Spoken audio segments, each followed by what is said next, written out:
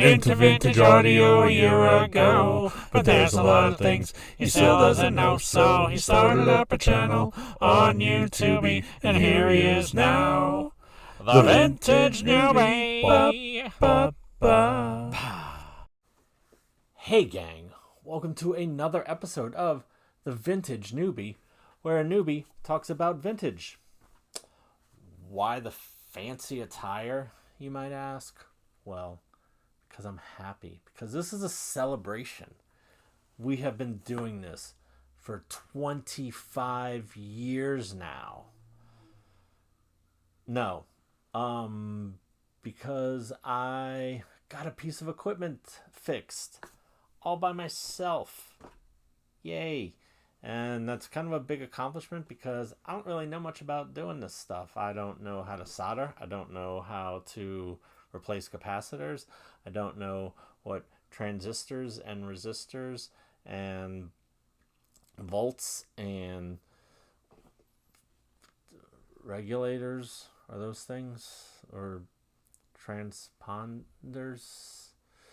But I can do minimal repairs, and I've done things like I brought this cassette deck back to life. It was not functioning at all, and so I did some little things here and there over the course of 6 months, including belt replacement, cleaning and working of the knobs and the record and play switch, because it would like kind of bury the needle on one channel and just be like making like this squawking noise. Got in there with a demagnetizer and cleaned the heads and just kind of basic stuff like that, but was able to get it up and running. Record still doesn't really sound all that great, but play with a Type 2 chrome tape sounds pretty freaking good. So I'm happy about that. It does make a clicky noise, but if the volume's up loud enough, you can't hear it, and that's how it should be. But did have another deck down there at the bottom. This one, which is a realistic TR-801 8-track player and recorder. And when I first got it from a vintage retro type thrift store, it was $10. It was as is, and they sold it just as a prop because like they make movies down here in New Orleans, Louisiana. I guess maybe they needed something for an episode of NCIS, or maybe the Green Lantern movie or something. I don't know. Or the Jay and Silent Bob reboot, which was also filmed down here. And if you watch it, there's a scene during the credits with hologram Chris Hemsworth. And guess who's standing in the background of it talking to two of his friends? This fucking guy. Because it was filmed at the Chronic Con scene. And they had a bunch of us local comic book artists set up like as if it was a convention. So that was neat. Anywho, so I brought that deck home, and it was not really working. There was some sound coming out of it, but you could barely hear it, and it was only on like either the right or left channel. I don't remember. And there's an output knob on the back, which is like a volume knob. And they have that also on some of the tape decks too. And so I thought that was the problem. So like I sprayed it with some deoxit cleaner, worked it back and forth like 100 times.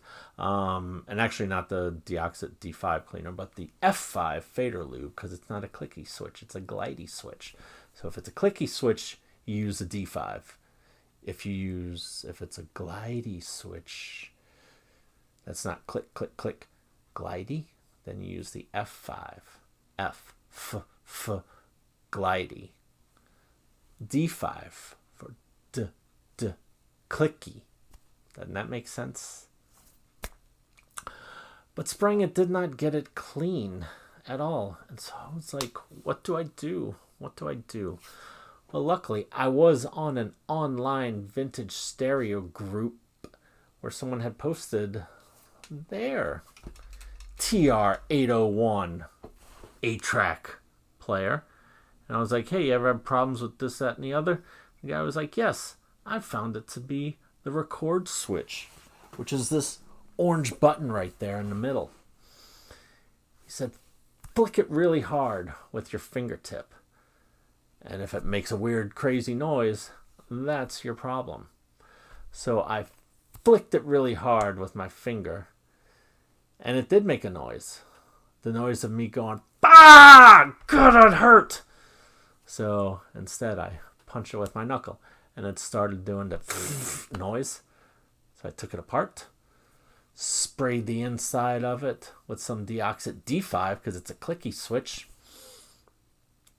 and worked it back and forth a bunch of times. And you also, which I'll need to do, should take the faceplate off and really get in there, because it started making a noise again about a week or so later, but not as bad, and now it's actually playing fine, so that's cool.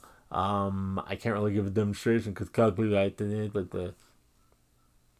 but it cleared it up, and it plays quite nicely. I haven't tested the record function because I don't have any more blank 8-track tapes.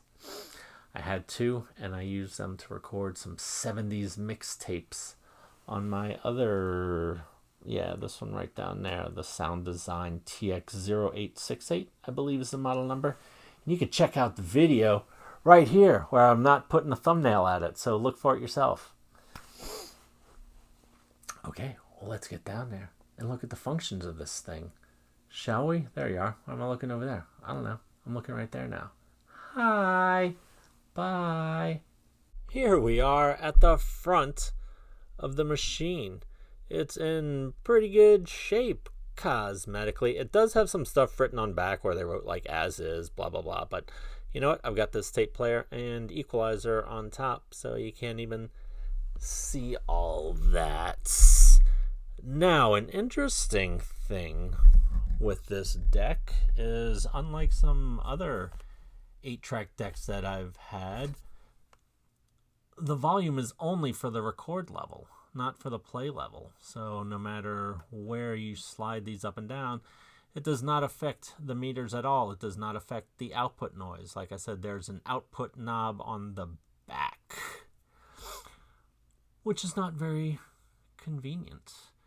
And yes, I guess that is for the record functions, as I said. And I also said that I do not have any more blank tapes to record on, so I can't really say anything about that. Now, I will be putting a tape and walking through all the functions. So yeah, plop the tape in there. Do I have this thing plugged in? I don't. That's very smart of me. Just kidding. It was totally plugged in. I didn't just edit that like that. So the tape is in, and whenever you want it out, you just hit the eject button and it pops out. None of this is on any other time until you put the tape in. And you can switch between programs by hitting the program button to the different tracks. If you want to record, you press in the record switch. If you want to fast forward, you do that, but you hold it in. If you let it go, it'll go back to normal play. You want to pause it, you hit the pause button, and that is a clicky switch that you don't have to hold in. On this one, the timer does not work. It has a belt, but for some reason, and I've put tighter ones on and I've put looser ones on, and it's still, because it had a belt whenever I got it, it still does not want to turn, and I cannot see where you can loosen it or lube it or anything like that. But unlike most tape decks, which if the timer belt is not working or the timer is not even functioning, it can affect playback, but this one does not do that, so that's cool. Now, for playing, you can repeat programs, you can have it running continuous, you can have it do auto stop at the end, and for recording, it looks like you can do auto stop at the end of each program. You got your VU meters, which you can see are bouncing to the music that is playing right now. I guess they would go louder if I adjusted the output on the back, but I've got it set at like a decent tone, and so yeah, not a whole lot of needle action going on, but enough to make me happy. Yep, these are the record level volume input sliders. A lot of people don't like those because they're a pain in the butt to clean. You can shoot them with fader lube in there, but you should really get in there, clean them out, and then re-lube them properly. So there you have it, the front of the TR-801 8-track player and recorder.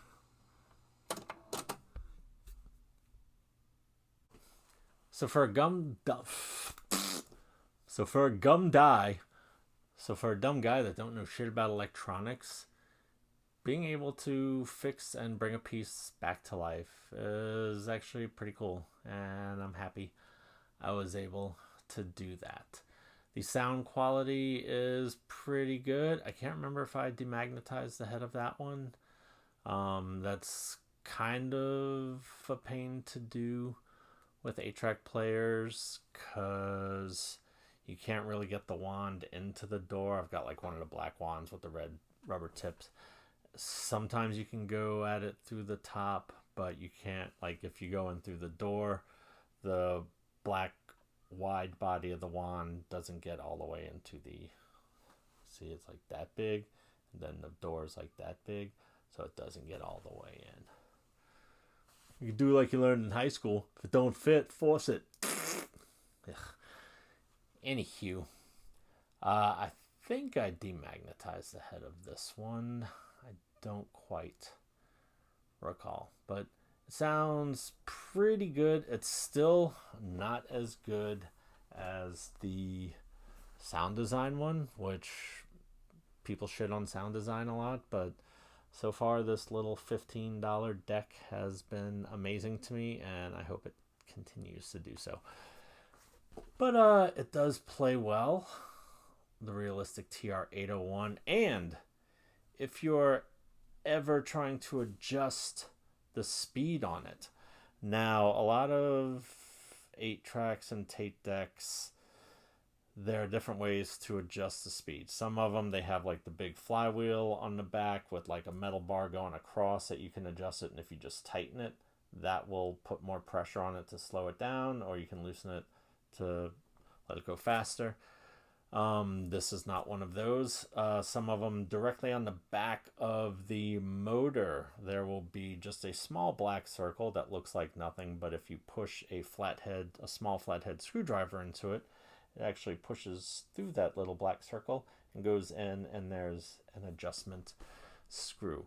This has that little black circle, but there's nothing, you can't put a screwdriver in there to adjust it. But what it does have, and let me see if I can represent this visually. So you've got the motor sitting like this. It's a cylinder going vertically, and the back of the motor is on top, and there's no hole to go in through. But behind the motor, say this is the motor and this is the back panel, behind the motor there's an upside down kind of wide U-shaped bracket, and underneath that bracket there's a tiny little circuit board about an inch long, and on it there's a screw that is like the screw head will be facing out towards you, and you can adjust that, and it is super sensitive. Like if you move it 2 millimeters, it's gonna go from to chipmunky type.